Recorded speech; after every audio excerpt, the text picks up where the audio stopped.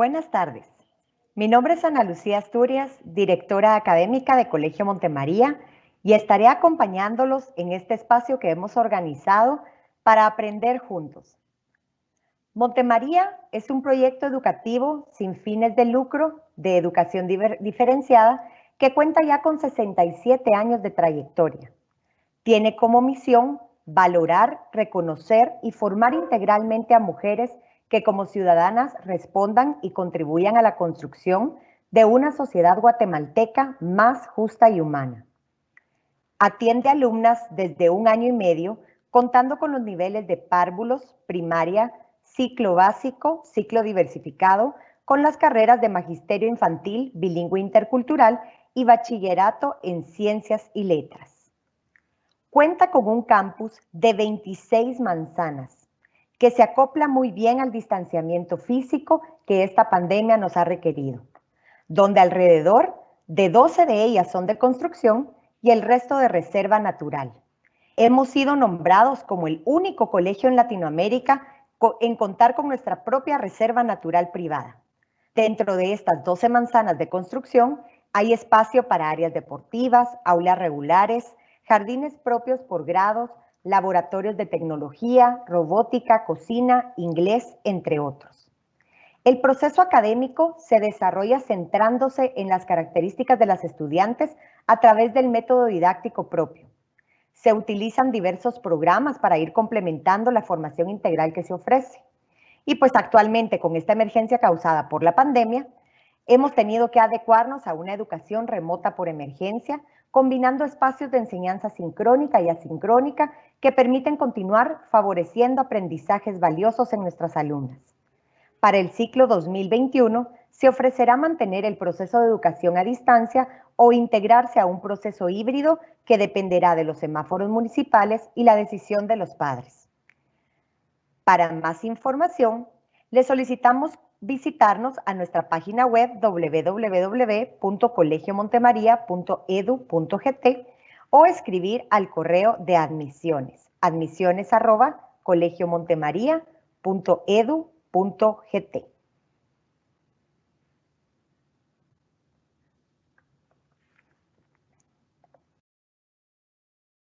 Esta tarde nos va a acompañar Celina Calvimontes. Ella es madre del Colegio Montemaría, es nutricionista egresada de la Universidad Rafael Landívar, cuenta con un posgrado en investigación científica por la Escuela de Estudios de Posgrado de la Facultad de Ingeniería de la Universidad de San Carlos de Guatemala y es candidata a maestría en salud pública por la Universidad Rafael Landívar. Actualmente es coordinadora de la Cooperación Técnica para Guatemala del Instituto de Nutrición de Centroamérica y Panamá. Es miembro afiliada de Organización para Mujeres en Ciencia para el Mundo en Desarrollo de las Naciones Unidas y también de la Asociación de Nutricionistas de Guatemala, del Colegio de Farmacéuticos y Químicos de Guatemala. Y también pues de otras asociaciones dedicadas siempre a la salud y a la investigación. Entonces, sin más preámbulos, las dejo con nuestra invitada especial de esta tarde, Celina. Hola, buenas tardes a todos los padres de familia que están conectados el día de hoy y a las demás personas que nos acompañan. Agradezco el espacio que me brindaron para poder charlar el día de hoy sobre alimentación saludable en el curso de vida. El espacio de preguntas estará abierto para que puedan realizar las preguntas que ustedes deseen.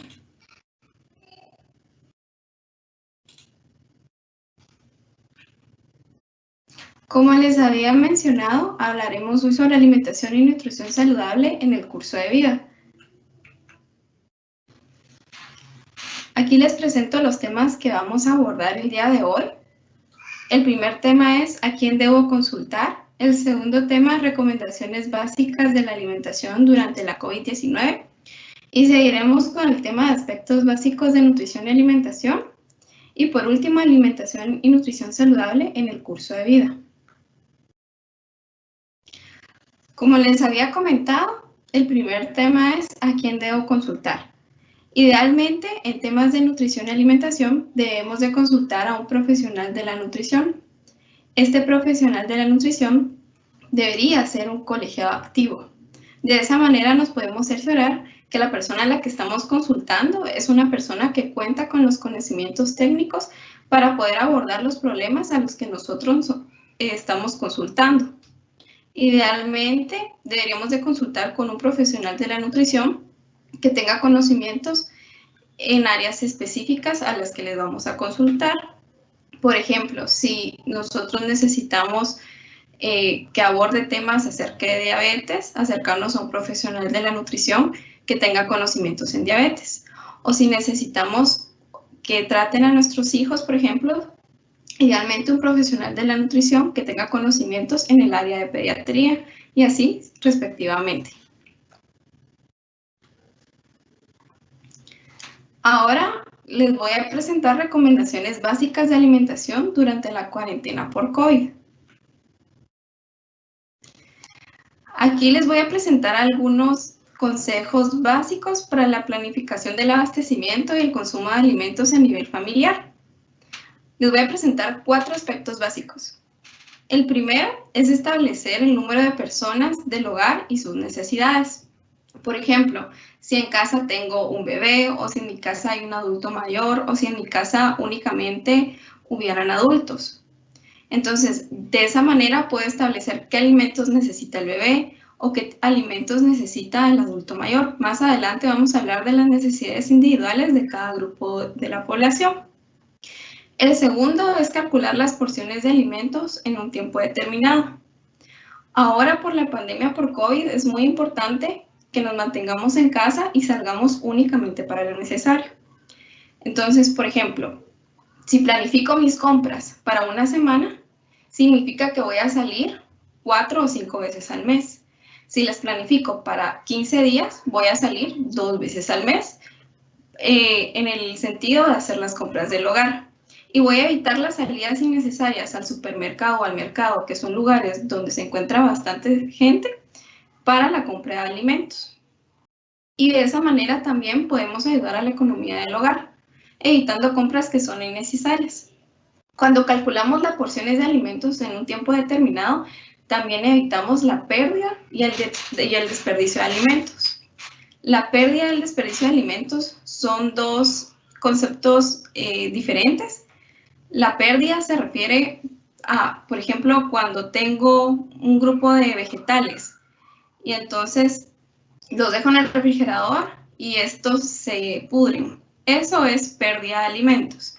Ahora, el desperdicio es, por ejemplo, cuando voy a hacer pepino y entonces toda esa cáscara que yo tiro, o cuando corto los bordes del pepino y los tiro, eso es desperdicio de alimentos. Son partes del alimento que podrían utilizarse y las personas lo descartan. O al momento de servirme el alimento, cuando yo lo dejo en el plato y entonces se tira a la basura. Eso también cuenta como desperdicio. Entonces, como les comentaba, al momento de calcular porciones de alimentos en un tiempo determinado, si calculo cuánto voy a utilizar por tiempo de comida o día para la familia, entonces puedo evitar esas 2. Y esas 2 podrían ayudar a la economía del hogar y también a mejorar la nutrición de los integrantes de la familia. También recuerde las necesidades de almacenamiento de los alimentos. Pongamos el ejemplo de una familia que no tiene refrigerador. Las familias que no tienen refrigerador tienen mucha dificultad para guardar grupos de alimentos que necesitan refrigeración, por ejemplo, las carnes o los lácteos. Entonces, al recordar esas necesidades, también evitamos la pérdida y desperdicio de alimento, pero no solo eso, sino también que los miembros de nuestra familia vayan a enfermar por enfermedades transmitidas por alimentos, es decir, comer una carne descompuesta, por ejemplo, o evitar compras de alimentos que tampoco puedo almacenar.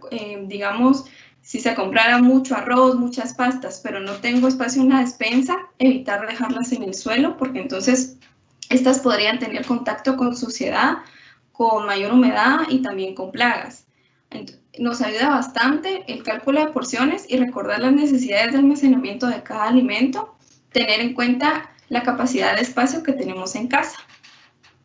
Y la cuarta, poner énfasis en alimentos saludables.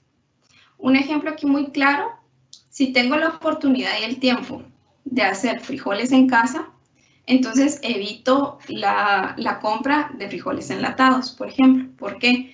Porque los alimentos enlatados usualmente son altos en sodio, son altos en grasa y también son altos en calorías.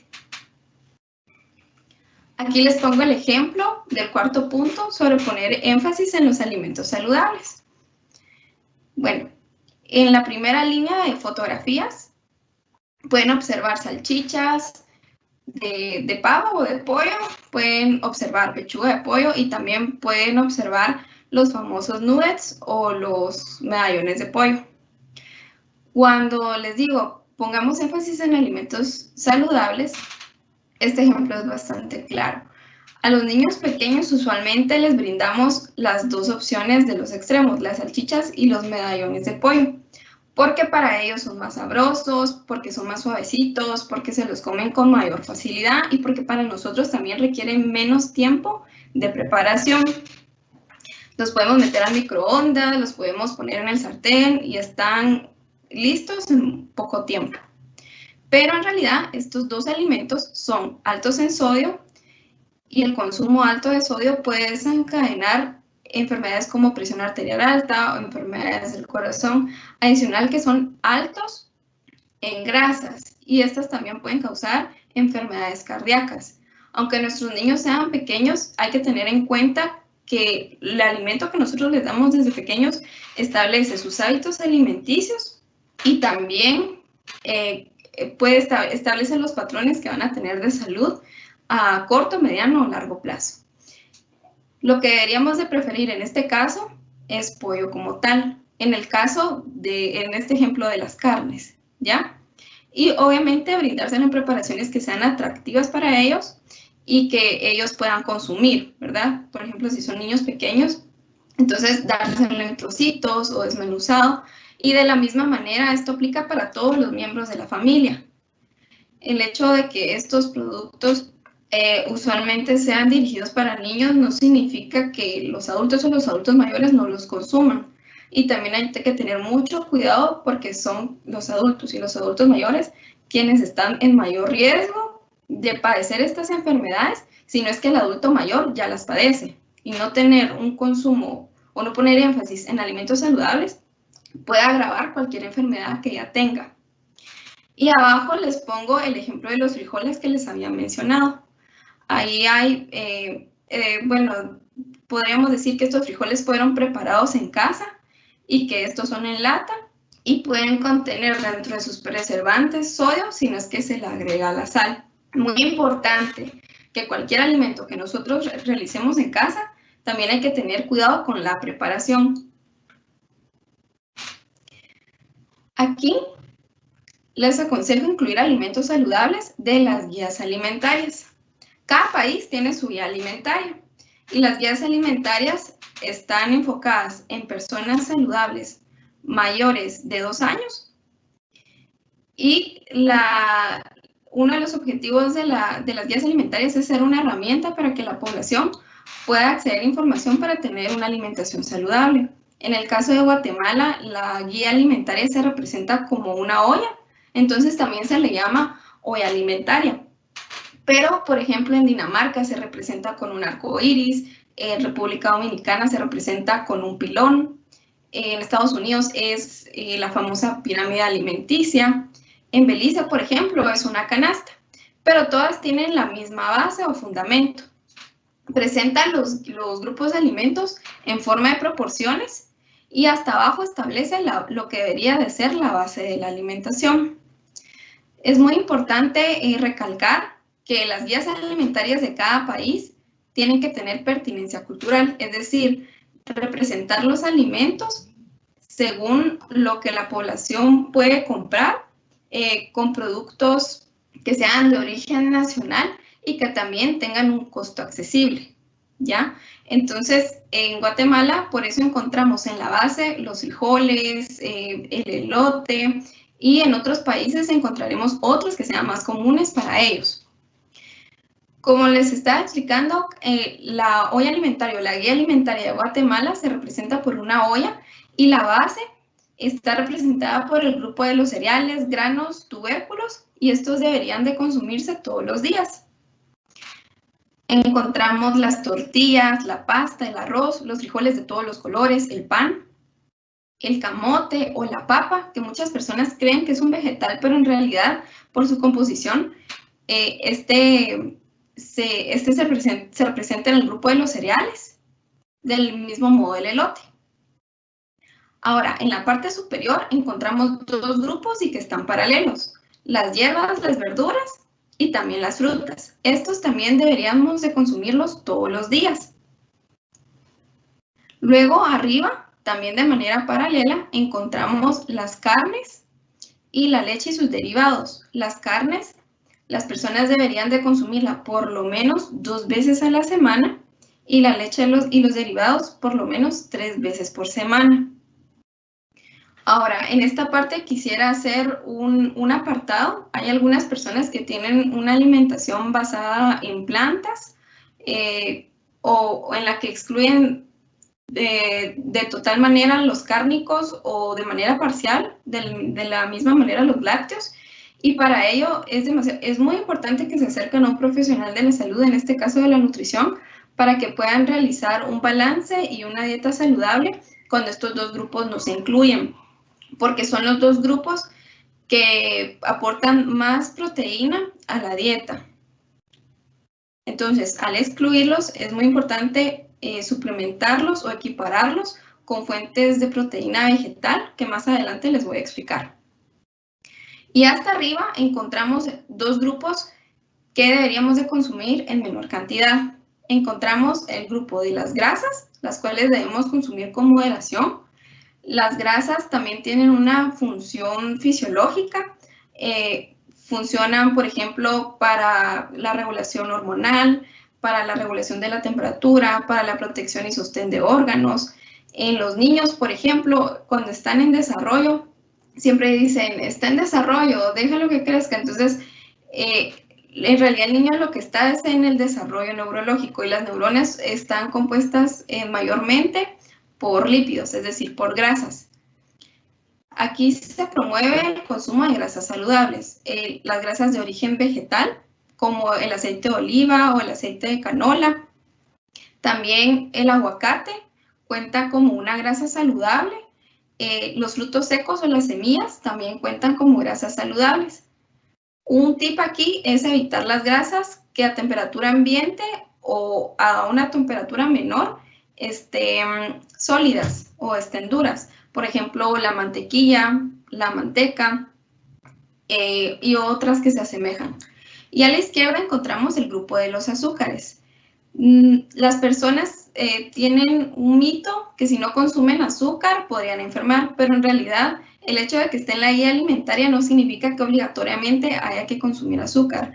Si a los niños, a los adultos o a las personas mayores se les quita el azúcar, en realidad no tienen ninguna consecuencia sobre su salud. Al contrario, al consumir azúcar y especialmente cuando este es en exceso y frecuentemente, entonces ahí sí tienen riesgos en la salud y se convierten en personas con mayor probabilidad de desarrollar enfermedades no transmisibles. ¿Qué son las enfermedades no transmisibles? Son las enfermedades que no se contagian, que no se transmiten, como dice la palabra. Por ejemplo, diabetes, presión arterial alta, algunos tipos de cánceres. Y a continuación vamos a desarrollar un poco más sobre ello. Vamos con la base de la olla alimentaria, que son los cereales integrales y legumbres. Como les había dicho, está compuesto por algunos que ya conocemos. La avena en hojuelas o los derivados de la avena, por ejemplo el mosh. Los frijoles de todos los colores, las lentejas, garbanzos, papa, camote, proteína de soya texturizada. Eso es, por decirles una marca, el Protemas, eso es proteína de soya texturizada o cualquier otra marca que ustedes encuentren en el mercado. Pan, pasta o arroz. Si ustedes tuvieran alguna duda, también pueden escribirla en el chat y nosotros la vamos comentando. Luego, en el grupo de los lácteos, este es un grupo que también genera bastante confusión. porque las personas suelen creer que cualquier derivado de la leche va a ser saludable o que sí es un queso que les aporte proteína. Podríamos decir que los quesos que más proteína aportan son los quesos que no se derriten o los quesos que son blancos o, por ejemplo, los que vienen en marqueta, como el queso fresco, el queso panela. Ahora, los quesos que se derriten, cuando los exponemos a calor, como el quesillo, el queso mozzarella, esos son los quesos que nos aportan más grasa y menos proteína. Y ese tipo de quesos son los que deberíamos de evitar o al menos evitar su consumo frecuente, porque son grasas saturadas y estas promueven enfermedades cardiovasculares, ya sea triglicéridos, colesterol alto, los famosos derrames o strokes, ¿verdad? Entonces, lácteos que recomendamos son la leche, los quesos y el yogurt. Ahora, la leche, una pregunta muy frecuente es, ¿leche entera o leche descremada? Perdón.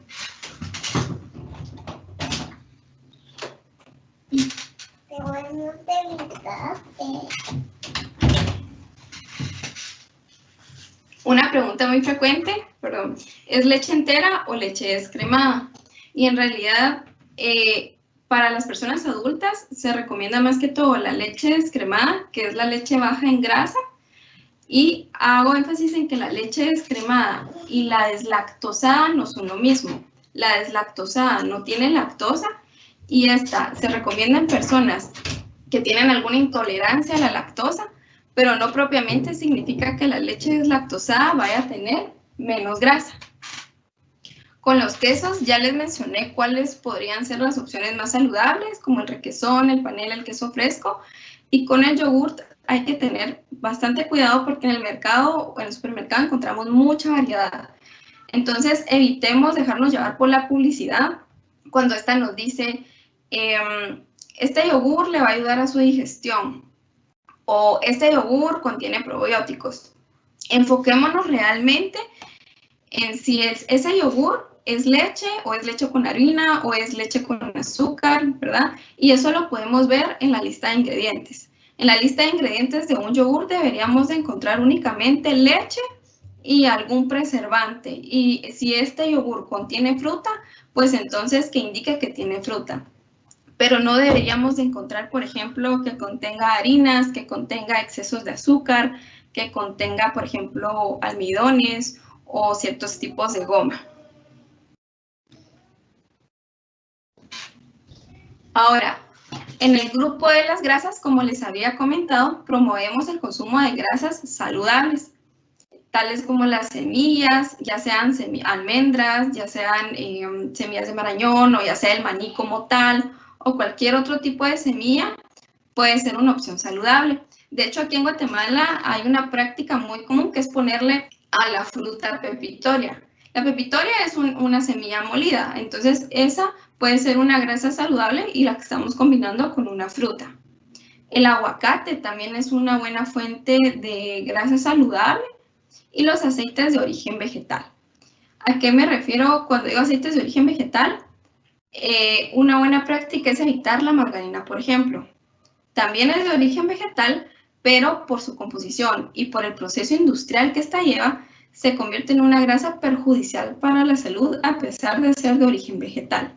Entonces, evitemos el uso de margarina, cualquier tipo de margarina, aunque diga que es light, aunque diga que es de origen natural, aunque diga que es vegetal, por su composición va a ser perjudicial para la salud. Celina, tenemos ya algunas preguntas relacionadas precisamente con el tema que está desarrollando ahorita. ¿Quiere que las vayamos interviniendo y haciendo de una vez o prefiere al final? Sí, podemos resolverlas ahorita para poder avanzar ya después con el otro tema. Excelente. Entonces, si quieren, me voy con las, conforme fueron llegando. Lo primero que nos preguntan es cuál será la cantidad necesaria de sodio que una persona debe consumir. Ok, bueno, con el sodio, la recomendación de la Organización Mundial de la Salud es no exceder una cucharadita al día, ¿ya? Una cucharadita es una cucharadita de las pequeñas o de las cafeteras de sal, ¿ya?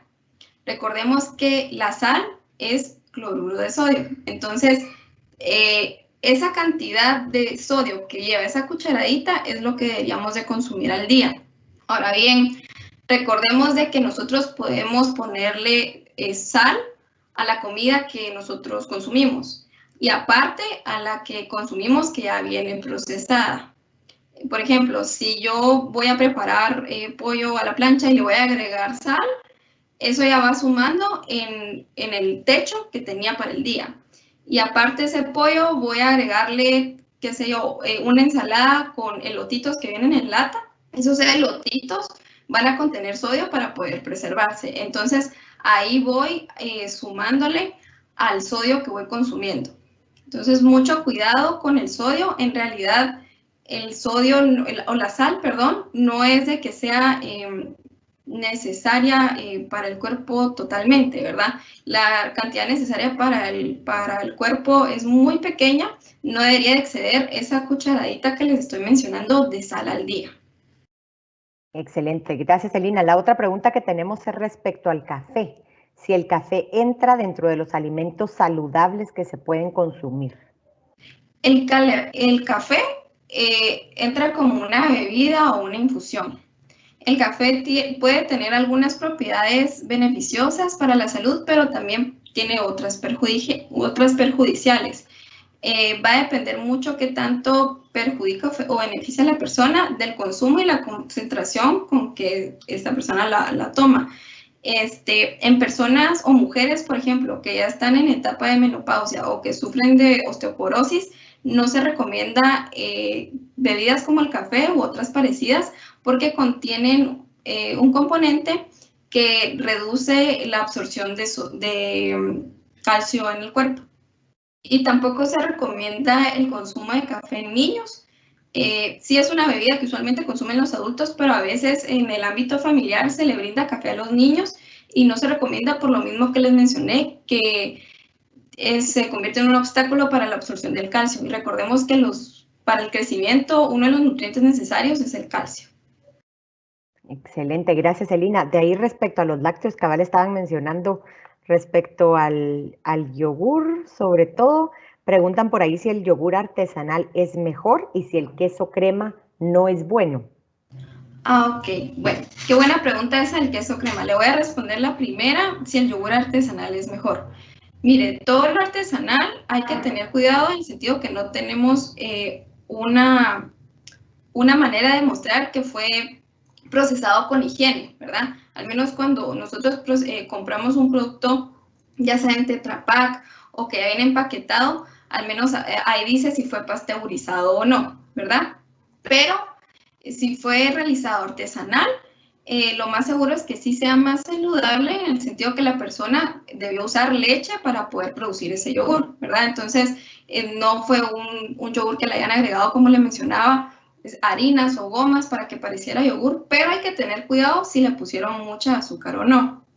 Ahora, el queso crema es un derivado de la leche. En realidad, este no aporta la cantidad de proteína que debería aportar un lácteo como tal, sino al contrario, aporta bastante grasa saturada.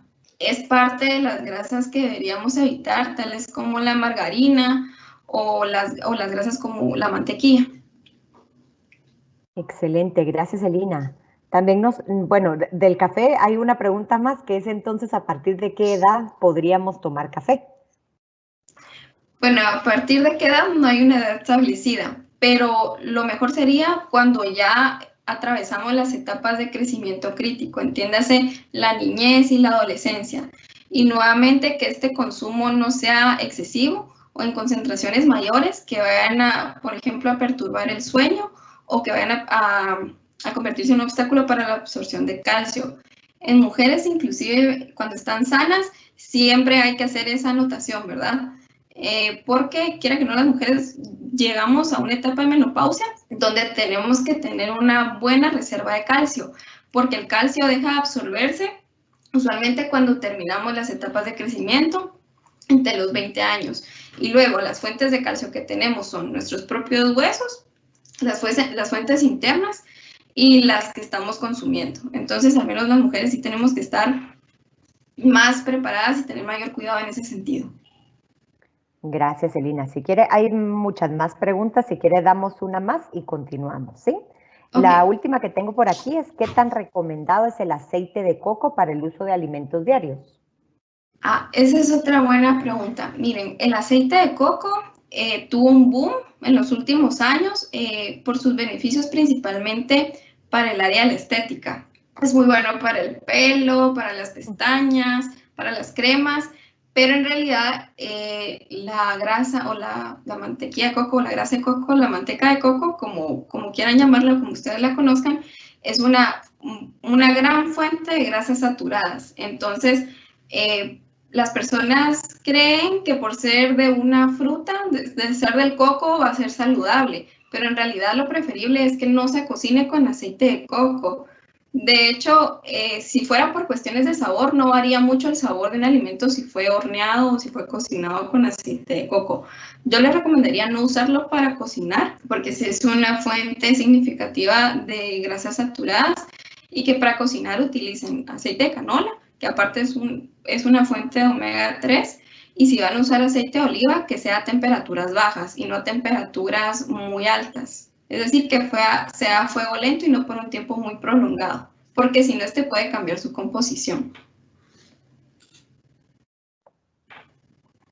Excelente, gracias, Elina. Los invitamos a seguir poniendo sus dudas en el chat y ya más adelantito haremos otra pausa para que Celina nos pueda seguir compartiendo las respuestas. Gracias. Entonces seguimos con lo que les mencionaba de las fuentes de proteína, que tenemos dos fuentes. Unas son las de origen animal y otras son las de origen vegetal. Y aquí es donde deben de poner bastante atención las personas que tienen una alimentación basada en plantas o que de cierta manera se les dificulta un poco obtener o cocinar proteína de origen animal.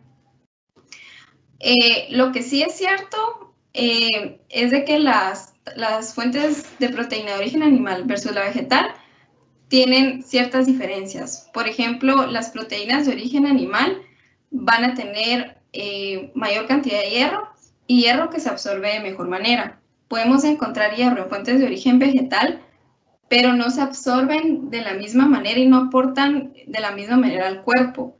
Y por ello, nuevamente enfatizo que hay que acompañarse de un profesional de la nutrición si vamos a llevar un estilo de vida que sea basado en plantas.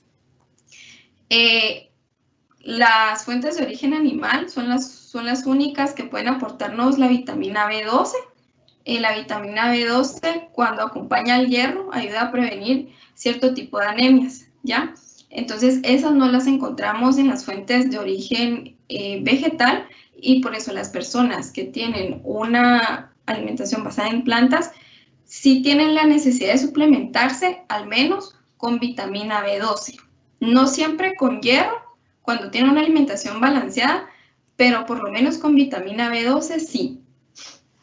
Las fuentes de origen animal son una excelente fuente de hierro y zinc, muy importantes en la etapa de crecimiento y de gestación también, y tienen una alta concentración de omega 3, al menos los pescados, por ejemplo el salmón, y hay otros que también.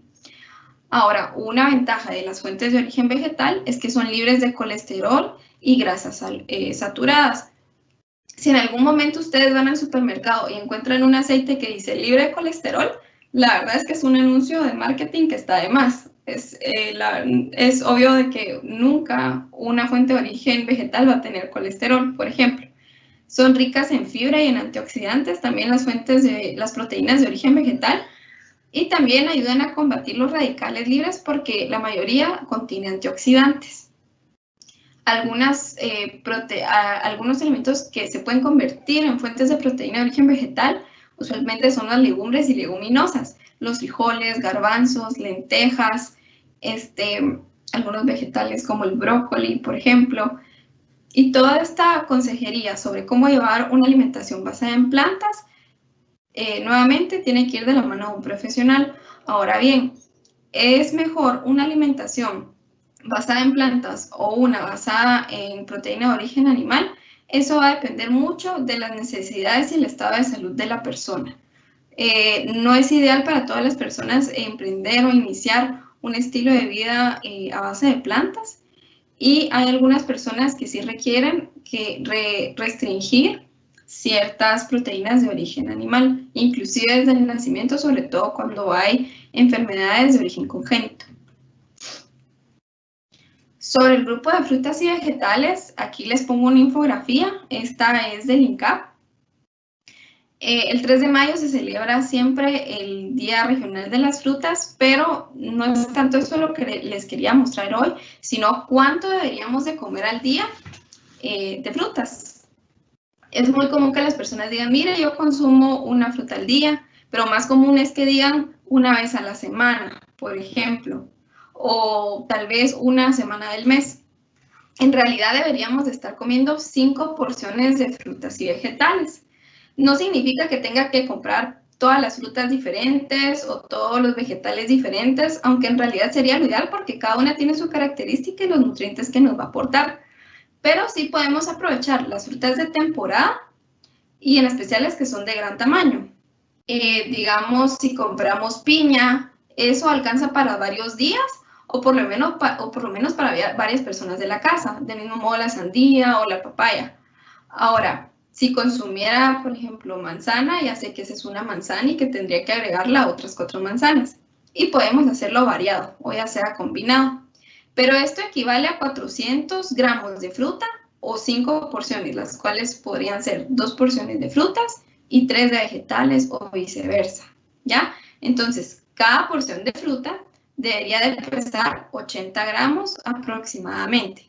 Hay frutas que es más fácil de identificar su porción, como les había dicho, una manzana, un banano, un melocotón, pero se vuelve un poco más complicado cuando son frutas muy grandes o cuando son más pequeñas.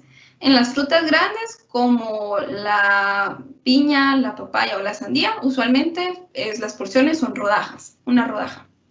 Ahora, cuando son más pequeñas, como las uvas o las fresas, entonces ya lo vamos midiendo con el puño de nuestra mano o en unidades como de 10 fresas o 10 uvas, y esto depende del tamaño de la fruta también. Y por eso ahí les dejé más o menos cuánto debería de pesar una porción de fruta, unos 80 gramos. Las frutas, recordemos que podemos comerlo en cualquier momento del día. Se asocia mucho el consumo de frutas a que esto tiene que ser dulce, pero hay frutas como el tomate, por ejemplo, que podemos incluir desde el desayuno cuando hacemos preparaciones tales como huevito con tomate y cebolla, o si hacemos omelets con champiñones y con algo de espinaca, o también si vamos a desayunar con un jugo de naranja, y de preferencia que este sea en casa para evitar que sea un jugo de naranja artificial o que le hayan añadido tanta azúcar que ya pierde el beneficio de la fruta que estoy consumiendo. O igual podemos consumirlas en las refacciones, en preparaciones un poco más saladas, como el mango verde y le ponemos pepita. Depende de la creatividad y del gusto de la persona. Ahora vamos a poner algunos conceptos básicos de nutrición y de alimentación. Ya que vimos las recomendaciones sobre cómo debería ser la alimentación en estos tiempos de coronavirus y se dieron cuenta que pues básicamente es promover la alimentación saludable, sobre todo ahora que ya se conoce que las personas que pueden tener más complicaciones son personas que tienen sobrepeso, obesidad o que ya tenían alguna enfermedad existente. En este tiempo de coronavirus lo que más se promueve es la alimentación saludable. Bueno, los alimentos se componen de 2 básicos, los macronutrientes y los micronutrientes. Los macronutrientes, como bien dice la palabra, son los macros, o sea, los grandes, los carbohidratos, las proteínas y las grasas. Y los micronutrientes son las vitaminas y los minerales. Cuando clasificamos los alimentos, nos basamos en qué es lo que predomina en el alimento, en qué es lo que me va a aportar. Voy a poner el ejemplo de una manzana. La manzana tiene proteínas porque es lo que le da la forma a la manzana, ¿sí?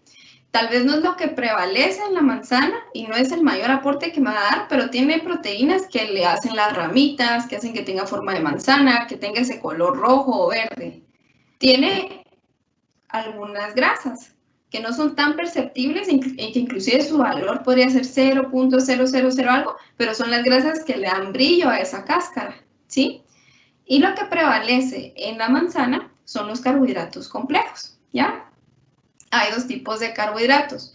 Los complejos, como los de las manzanas, o como los que vienen en las papas, o como los que vienen en los camotes, y los refinados o simples. Y estos es todos los carbohidratos que han sido procesados, como las pastas, el arroz, sobre todo cuando este no es integral, también las harinas con las que se hace el pan, con las que hacemos los panqueques o las otras similares, ¿sí? ¿Cuáles hay que preferir para la buena salud? Los carbohidratos complejos, es decir, a como vienen en su forma natural. Ahora, los micronutrientes también se encuentran en la mayoría de alimentos, pero los micronutrientes los encontramos principalmente en las frutas y vegetales. Son los que más van a aportar vitaminas y minerales. Y hago énfasis en eso porque muchas veces los papás se acercan cuando tienen hijos pequeños preguntando, mire, ¿y qué suplemento le debo dar a mi niño? En realidad el suplemento que debería darle son frutas y vegetales. ¿Cuándo hay que dar un suplemento? Cuando vemos que el niño está en una etapa en la que puede representar un riesgo a padecer algo. Digamos, sabemos que los niños a cierta edad, por el rápido crecimiento que tienen, están más vulnerables a padecer anemias. Ahí podemos suplementar con hierro. O, por ejemplo, que ha pasado un niño muchas enfermedades repetidamente, muchos procesos infecciosos, ahí podemos suplementar, ¿verdad? Pero siempre bajo una indicación, una prescripción médica, ¿verdad? Con el apoyo de un profesional o un nutricionista. No habría que suplementar a un niño solo porque sí o solo porque hoy no comió. Quisiera hacer énfasis en ello. Empezamos con la etapa de neonatos y lactantes, de 0 a 12 meses. ¿Qué es lo que deberíamos de promover aquí? Aquí lo que deberíamos de promover, porque es el mejor alimento para el neonato y lactante, es la lactancia materna exclusiva. La lactancia materna exclusiva es la lactancia que le brindamos sin brindarle otro alimento al niño, es decir, sin brindarle fórmulas y que lo único que se le brinda al niño sean medicamentos en caso de que sea necesario o las vacunas que se dan por la vía oral, por ejemplo. Las indicaciones para no brindar lactancia materna son muy pocas y los beneficios son bastantes, tanto para la madre como para el bebé. Este mes, en agosto, se celebra el mes de la lactancia materna y la semana de la lactancia materna se celebró del 1 al 7 de agosto. Y es una manera de representar o de conmemorar una manera que ayuda, una estrategia en realidad que ayuda a disminuir las muertes materno-infantiles, no solo en Guatemala, sino en el mundo. La lactancia materna ayuda a las madres y previene al menos en un 32% la probabilidad de que padezcan diabetes tipo 2. Al menos un 30% la incidencia de cáncer de ovario, que es un cáncer bastante silencioso. Usualmente este se detecta cuando ya está en etapas bastante avanzadas. Y se dice que por cada hijo que una madre amamanta de manera exclusiva, por lo menos de 6 meses a un año, la madre disminuye en un 7% la probabilidad de desarrollar cáncer de mama. Y también, además de establecer el apego que la madre tiene con su hijo, disminuye las probabilidades de padecer depresión postparto. Además, como la lactancia materna, no hay que comprarla, no hay que cocerla, no hay que hervirla, no hay que cocinarla y no hay que gastar agua para su producción o agua para hacer las latas o no se desechan, es una medida bastante ecológica y que reduce los gastos en las familias. La mayoría de las personas que estamos conectadas aquí somos padres y sabemos que brindarle a un niño una alimentación únicamente basada en fórmula representa un gran gasto para la casa, que podría ir superior al menos a lo que es el salario mínimo si nosotros vamos por una marca que sea premium en el mercado. Ahora, para los niños, la lactancia materna aumenta su coeficiente intelectual, disminuye el riesgo de que padezcan enteritis necrotizante, que tengan mayores episodios de enfermedades respiratorias o diarreicas o que sean niños con más alergias. Hay madres que no pueden brindar lactancia materna por varias razones, especialmente de salud, o porque el trabajo se convierte en una barrera para que puedan estar con sus hijos. Pero la lactancia materna no solo hay que establecerla, sino invitar a la madre y tener empatía con ella, aconsejarla y apoyarla para que ese proceso se convierta en un proceso exitoso para ella y para su familia.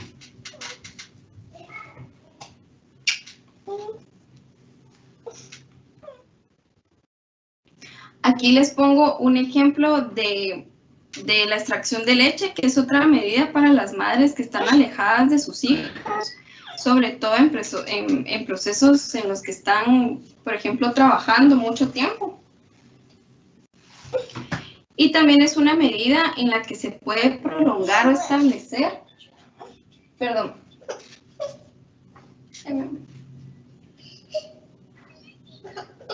la lactancia materna por un tiempo prolongado. Las madres que pueden hacer un banco de leche. Paulisa, ¿qué pasa? ¿Qué hace, mi amor? Ah, lista. Mi linda, la extraña, eso es parte de ir combinando estos roles, ¿verdad? Sí, disculpen. No hay pena. Entonces, súper. Como les decía, las madres que logran hacer bancos de leche logran establecer por un tiempo más prolongado la lactancia materna exclusiva con sus bebés. Esto va a depender mucho si las madres tienen oportunidad de un espacio en el trabajo, también del tiempo para hacerlo. Y como les decía, lo más importante en esta etapa para la madre es apoyarla, tanto en su lugar de trabajo como los miembros de su familia, para que esta medida, que es para la salud de ella y del bebé, pueda ser exitosa. ¿Cuánto tiempo debería brindarse la lactancia materna? Exclusivamente por lo menos 6 meses, y después de los 6 meses ya se inicia lo que es la alimentación complementaria. La alimentación complementaria es esa etapa en la que el niño pasa de lactancia materna a la introducción de los alimentos, y aquí es muy importante evitar el uso de azúcar o de sal, porque entonces ya vamos marcando el inicio o la pauta de las preferencias alimentarias que va a tener ese niño. Ahora, en la niñez, de 1 año a menores de 10 años, lo más importante es la formación de hábitos saludables en alimentación y nutrición durante la infancia. Es lo que les mencionaba. Establecemos cuáles son las preferencias de alimentos que van a tener. Aquí tiene que ver mucho cómo nosotros incentivamos a nuestro hijo a que coma. El proceso de alimentación en los niños pequeños es un proceso que no tiene que ser agobiante. Al contrario, tiene que ser un proceso de aprendizaje tanto para los padres como para los niños. Y puede que requiera bastante tiempo. Es muy importante ofrecer alimentos variados y balanceados nutricionalmente, como ya mencionamos anteriormente, estimular el consumo de frutas y vegetales en lugar de alimentos ultraprocesados dirigidos a niños. Por ejemplo, comprar una marca de cereal porque es para niños, ¿verdad? Y que todas las demás personas en la casa tal vez tengan una alimentación saludable. O comprar papillas porque las papillas son hechas para niños, pero nosotros podríamos hacer las papillas en casa con frutas naturales y sin preservantes, o las galletas o las lechitas que vienen en cajita. ¿Cómo podríamos hidratar adecuadamente a nuestro hijo? Con agua segura, es decir, con agua pura, o jugos naturales sin endulzar, licuados que podemos hacer en casa o infusiones que también podemos hacer en casa. Y así vamos marcando los hábitos y las preferencias que van a tener los niños. Fomentamos la actividad física diaria. Ese factor es determinante en cómo hacer la alimentación del niño. Si un niño es sedentario, es decir, todo el día pasa sentado viendo televisión, inclusive cuando son bebitos, va a ser un niño que no va a requerir energía, por decirlo de alguna manera.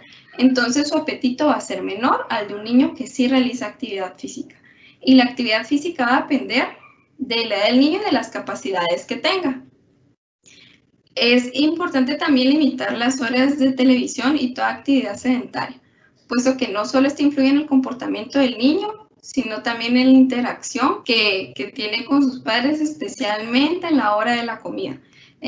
La alimentación es totalmente un proceso neurológico, entonces deberíamos evitar tener la comida o tener el comedor y una televisión, porque entonces el niño no solo se alimenta y no se da cuenta ni siquiera de qué, sino que no se sacia. Cuando se da cuenta, tal vez ya acabó su comidita o simplemente no se la comió.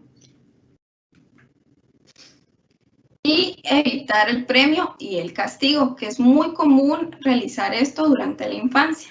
Entonces aquí les pongo un ejemplo.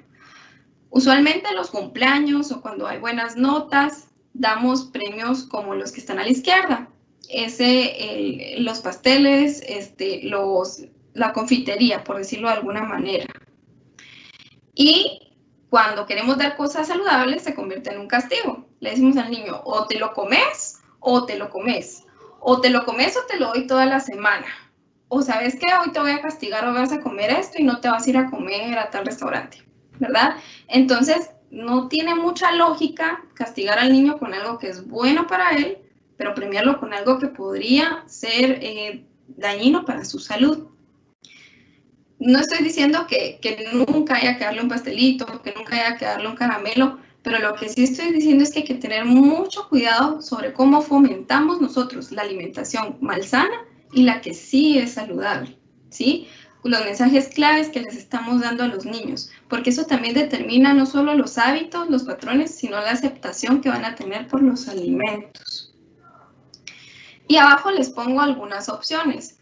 Este es un cumpleaños saludable, por decirlo de alguna manera. Entonces, aquí si se dan cuenta, no prevalece la confitería o la bollería. Aquí hay un ejemplo de cosas que les pueden agradar a los niños, pero también aquí hay caramelos y aquí hay unos panitos que hizo alguna mamá con muñequitos que les gusta. Sí se puede combinar lo que le agrada a los niños, los que les atrae, con opciones más sanas. Y también hacerle a los niños las preparaciones, pues, algo atractivas, así como para nosotros los adultos nos agrada ver un plato que esté ordenado, un plato inclusive que esté un poquito decorado, ¿verdad? A veces nos servimos el arroz y le ponemos un poquito de caldito o al pollito le ponemos algo encima para decorarlo. Los niños igual. Poner porciones que sean a su alcance, que no les dificulten la alimentación para que no se desmotiven, y al contrario que se motiven con su plato. Y que ellos sean parte de la preparación del alimento, se convierte clave para que lo vaya a aceptar. Un niño que ayudó a hacer un licuado de frutas, es más probable que lo consuma porque es el licuado que sabe que le agregó, que le gustó apachar los botoncitos de la licuadora, versus un niño que solo se lo impusimos y le dijimos, te lo vas a tomar, ¿verdad? Obviamente todo esto requiere tiempo, que hoy en día es un poco difícil tenerlo con los niños por el trabajo, pero si nosotros buscamos los espacios adecuados, vamos a encontrar la manera de poder brindarles una alimentación sana y también que creen esos hábitos. Ahora seguimos con el grupo de los adolescentes y jóvenes, que es un grupo que se caracteriza por buscar su independencia, un grupo que se caracteriza por buscar su identidad también, y esa identidad no solo es una identidad social, sino una identidad alimentaria, y tiene que ver mucho con los patrones que nosotros les dimos a ellos, las herramientas que les dimos hasta este momento, y también los que le van a sumar sus otras compañías. Este no es el momento de dejar solo a los hijos, de decir, bueno, ya está grande, a lo mejor ya maneja, a lo mejor ya se va al centro comercial solo. Al contrario, es el momento de acompañarlo. Es muy característico que en las juntas de adolescentes haya mucha, por ejemplo, pizza o hamburguesas, comida rápida o bebidas gaseosas. Pero si nosotros no tenemos eso en casa, ellos no van a tener más opción que comer saludable, ¿verdad? Por decirlo de cierta manera. Esa es una. No tener alimentos que no sean saludables en casa para que lo que ellos elijan sea lo saludable que hay en casa. Entonces, de esa manera fomentamos, y la otra manera es enseñándoles a elegir. Enseñándoles a elegir es el trabajo que nosotros veníamos haciendo, y si ahorita nos dimos cuenta que tal vez no lo hemos hecho, entonces es el momento de enseñarles. Nunca es tarde para que ellos aprendan y que ellos elijan. Entonces ahí tienen, a la derecha se ve una opción poco saludable y del otro lado una opción más saludable. Si se dan cuenta, no digo opción saludable, solo es una opción más saludable que la anterior, ¿ya? Un ejemplo, ese menú lo cambió por agua pura, las papitas lo cambió por una ensalada, por ejemplo, aunque la verdad no es muy común que pase, pero ellos ya tienen la opción de elegir y podrían hacerlo. Tal vez no de todas las veces que van a salir con sus amistades, pero al menos algunas lo van a hacer.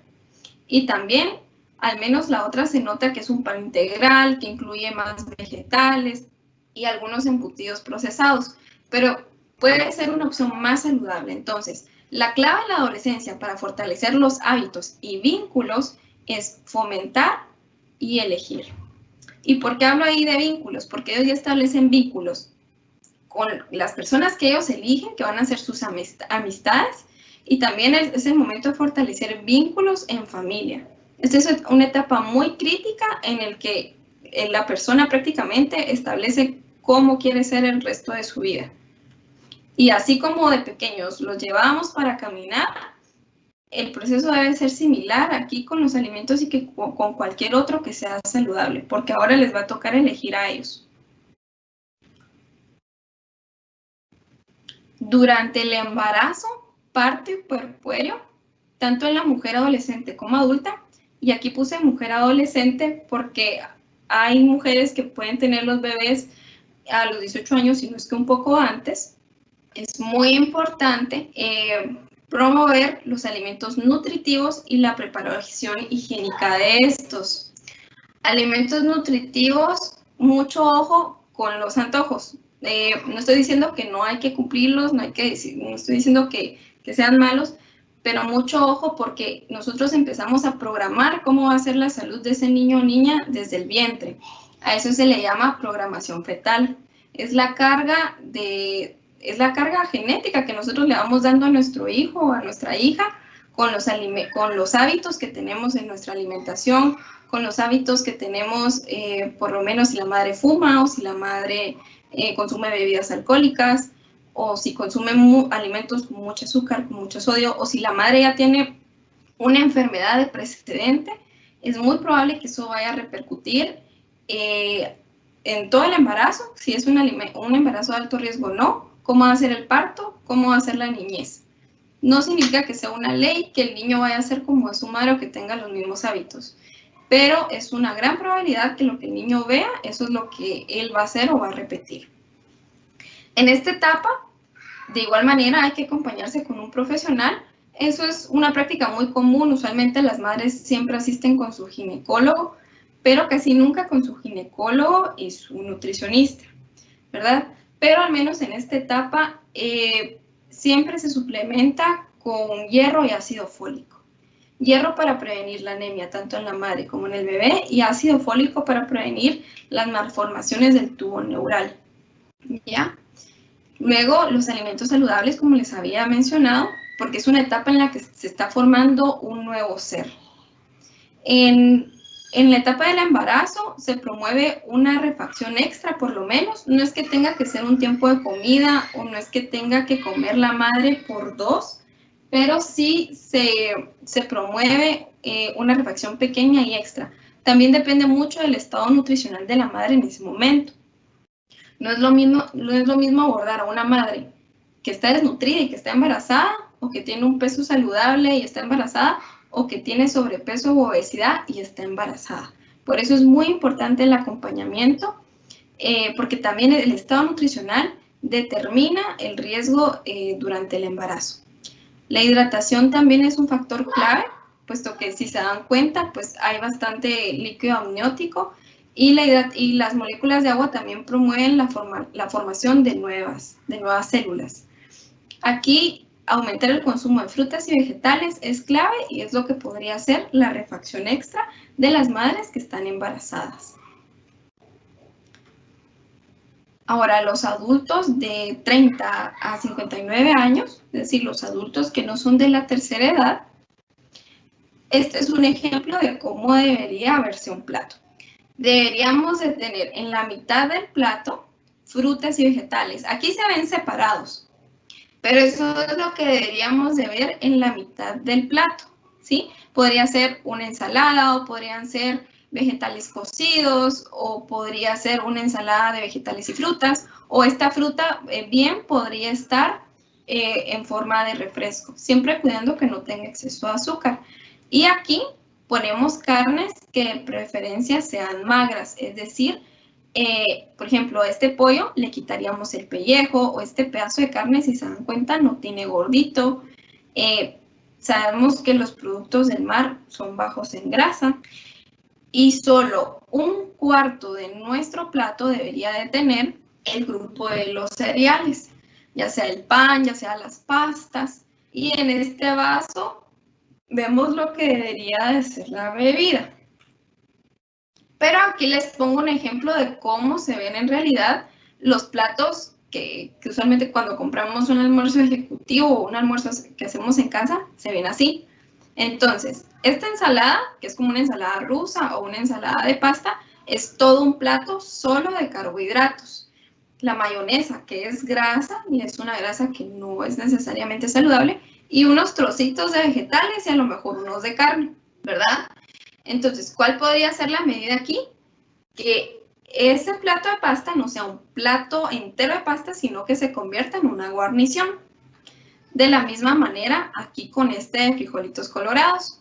Esto podría convertirse en una guarnición, o bien lo acompañamos de otros vegetales de este plato, aunque tiene un pedazo de carne. Igual acá, estamos haciendo un pollo empanizado. El pollo empanizado sabemos que lleva harina, miga de pan u otro similar, lo cual es un cereal o carbohidrato. Y aquí tenemos una gran porción de arroz, y aquí esta otra parece como una ensalada de papa o algo similar.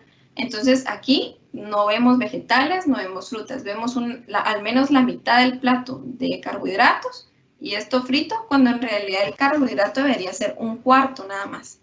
Y este otro igual, ¿verdad? Vemos frijolitos, vemos arroz y vemos papas. Aquí ya van 3 carbohidratos. Y el tamalito, que es masa, 4 carbohidratos y un pedacito de carne. No sabemos cuánto es, pero en realidad el balance es la clave, ¿verdad? No es restringir alimentos y decir este es bueno, este es malo, sino saber balancear. Evitar calificar los alimentos o los platillos como buenos o malos, ¿sí? Porque todo depende del balance. Y respetar la pertinencia cultural de las personas para comer. Si nosotros sabemos que las personas acostumbran a comer tamalitos, por ejemplo, o a tomar sus atolitos, entonces es muy importante que el profesional de la salud lo convierta en parte de su alimentación, brindándole recomendaciones o pautas para que ese atolito o ese tamalito se convierta en una porción saludable o algo que aporte a su salud, y no en un obstáculo o prohibírselo, porque lo más probable es que la persona abandone las recomendaciones saludables que se le están brindando. Aquí les pongo el plato para comer saludable. Es como lo que les había presentado, que la mitad del plato debería ser de verduras y frutas, un cuarto de cereales integrales o carbohidratos complejos, ¿verdad? Preferir las pastas que son de origen integral, igual el arroz, o preferir, por ejemplo, en lugar del puré de papa artificial, preferir el natural, ¿verdad? Todas son preferencias y un balance, no se está prohibiendo nada. Y aquí dice una proteína saludable también. Entonces los aceites igual. Este es un plato, pero si se dan cuenta tiene las recomendaciones similares a las de la olla familiar. Use aceites saludables, incluya frutas y verduras, cereales, especialmente las harinas que no son refinadas, proteína saludable y la buena hidratación. Y por último, tenemos al adulto mayor. La nutrición en los adultos mayores no debería abandonarse, sobre todo porque el adulto mayor tiene ciertas características. Por ejemplo, pierde ciertos receptores en las papilas gustativas, y por ello podemos observar que el adulto mayor encuentra las comidas más insípidas, inclusive cuando tienen bastante sabor.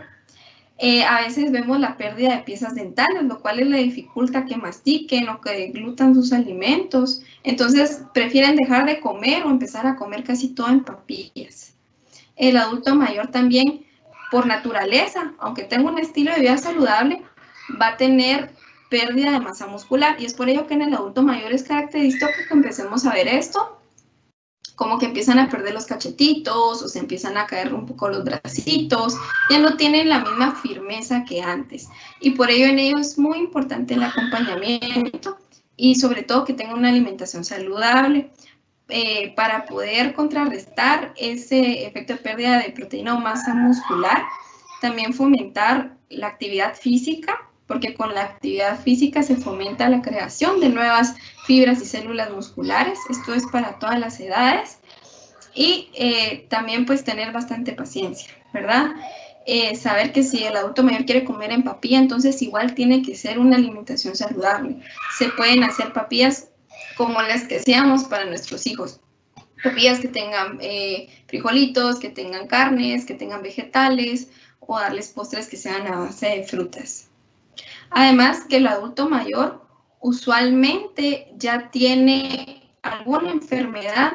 Es muy raro encontrar un adulto mayor que no tenga alguna enfermedad. Lo más común es encontrar un adulto mayor que tal vez ya tiene hipertensión o que a lo mejor ya tiene diabetes o que a lo mejor ya tuvo alguna operación o a lo mejor ya no tiene algún órgano. Por ejemplo, un abuelito que ya no tenga vesícula, ¿verdad? Con ellos es muy importante la preparación higiénica de los alimentos porque es muy característico que si se enferman el abuelito de la familia, se recupera con mayor dificultad. Entonces, con ellos, mayor cuidado con la higiene de los alimentos, sobre todo si los vamos a comprar en un lugar donde no estamos muy seguros de la higiene de estos alimentos. El estado nutricional es totalmente determinante en la salud de las personas de la tercera edad que tenemos en casa. También hay que tener en cuenta los medicamentos que toman ellos para sus enfermedades.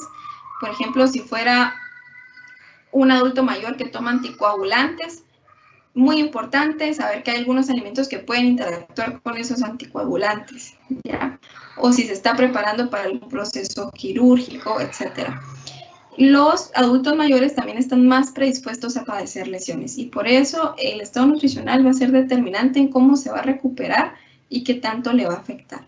Las caídas o las fracturas de cadera son muy comunes en el adulto mayor, se han convertido en un problema de salud pública y estas pueden evitarse cuando se fomenta la buena nutrición en los adultos mayores y la actividad física. Se debe animar al adulto mayor a comer aun cuando no tenga apetito, no obligándole, ahí dice animar al adulto mayor y ofreciéndole alimentos de consistencia suave y espesos en pequeñas porciones, porque como les decía, pierden un poco la sensación del sabor y también aumenta la llenura que ellos tienen. Ahora que ya pasamos todas las etapas, les dejo aquí sobre la actividad física. De 5 a 17 años debería de practicarse al menos 1 hora diaria. De 18 a 64 años, por lo menos 30 minutos diarios.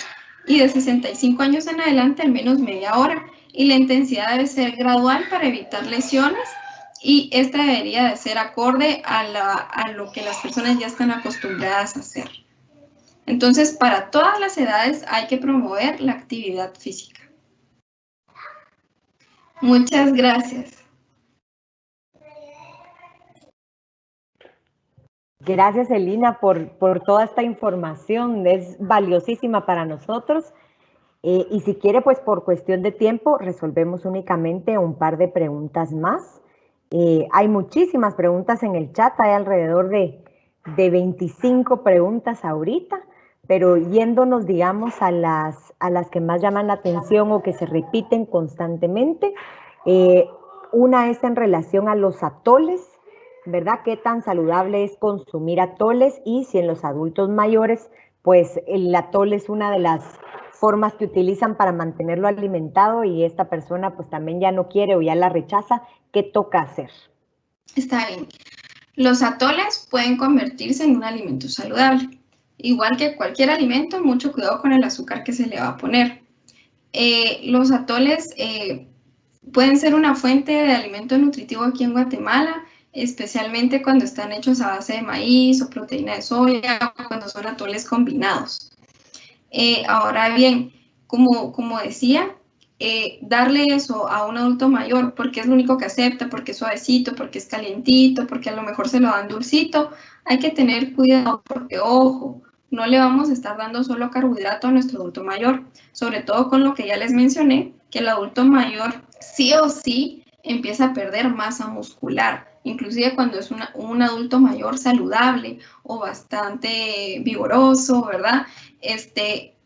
Hay que tener mucho cuidado con ello. Entonces, sí, le podemos dar atolito a nuestro adulto mayor, pero no que se convierta en la base de la alimentación del adulto mayor. Tenemos que promover los demás grupos de alimentos y, como les mencionaba, podemos dárselos en forma de papillas, en forma de algún caldito o machacados o como hilachas, porque usualmente ellos ya tienen pérdida de alguna pieza o se les dificulta estar masticando algo mucho tiempo. Gracias, Celina. La otra pregunta es en relación a los aceites. Sí, bueno, el aceite de coco ya nos había quedado claro, que aquí lo volvieron a mencionar, pero si es mejor entonces el aceite de oliva o el aceite de girasol. Depende para qué uso. Si usted quisiera cocinar con aceite de oliva, como les dije, les recomiendo que lo hagan a fuego lento y no por un tiempo muy prolongado. Se recomienda más que todo el aceite de oliva ya cuando está casi listo el plato o para aderezar, porque cuando el aceite de oliva se expone a temperaturas muy altas o por tiempo muy prolongado, puede cambiar su composición química y ya no ser tan saludable. Entonces, si vamos a cocinar algo a una temperatura un poco más alta y por un tiempo prolongado, digamos un guiso o si vamos a sofreír algo, podría ser el aceite de girasol. Ahora, si solo queremos hacer algo salteado, sí podría ser el aceite de oliva. Gracias, Celina. Y nos vamos entonces a la última pregunta. Está relacionada de nuevo con las frutas. ¿Qué tan cierta es esta idea de que después de cierta hora es mejor no consumir frutas? Miren, en realidad no es que el cuerpo diga, bueno, ya son las 8 de la noche, ahora le voy a hacer mal al cuerpo, ¿verdad? Las frutas se pueden consumir durante todo el día, pero para algunas personas sí, nosotros los nutricionistas y los médicos también ponemos una restricción, qué tipo de fruta y más o menos en qué horario. Y eso lo hacemos más que todo en pacientes que tienen diabetes o alguna afección con la absorción de carbohidratos o el metabolismo de carbohidratos, porque sí se pueden observar algunos picos donde aumenta la glucosa en la noche, si las refacciones o el consumo de alimentos con carbohidratos fue ya muy tarde. Entonces, usualmente esas recomendaciones no son para la población en general, sino para grupos ya muy específicos. Sí podremos separar, por decirlo de alguna manera, frutas que son más dulces, frutas que son menos dulces o frutas que tienen un índice glicémico más alto, es decir, que podrían elevar un poco más el azúcar. Pero no es de que haya un horario y, como les decía, el cuerpo diga, ahora es de mañana, entonces sí, y ahora es de noche, entonces no. Se puede consumir a cualquier hora, a menos, como les dije, que haya alguna condición especial.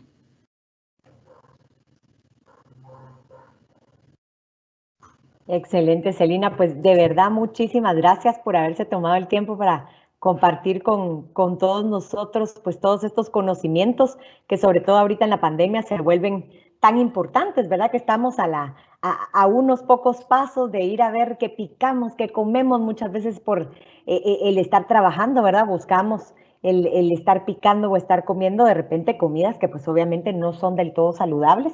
Creo que pues toda esta información nos hace reflexionar y pensar sobre esa importancia que tiene la alimentación para la salud a nivel general, tanto física como también mental, ¿verdad? La importancia de que nuestros hijos estén bien alimentados, que nosotros estemos bien alimentados para asegurar todo ese crecimiento neuronal que necesitamos y que es base para toda nuestra vida.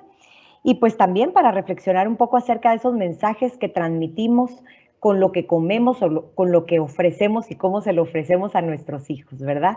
Entonces, de verdad, a Celina, pues agradecerle el espacio y el tiempo, a las personas que nos acompañaron, estuvimos 111 conectados escuchando toda esta información, gracias por su tiempo, esperamos que de verdad sea información que les sirva para ponerlas en práctica en su familia durante todo este tiempo y los esperamos o los invitamos a estar también al tanto de pues, las noticias de la página del colegio. Nuestro próximo webinar va a ser en relación al método Montessori, para quienes estén interesados ya esperen por ahí en cuestión de una semana ya la siguiente información. Entonces, gracias a todos por haber participado. Les deseamos una feliz noche.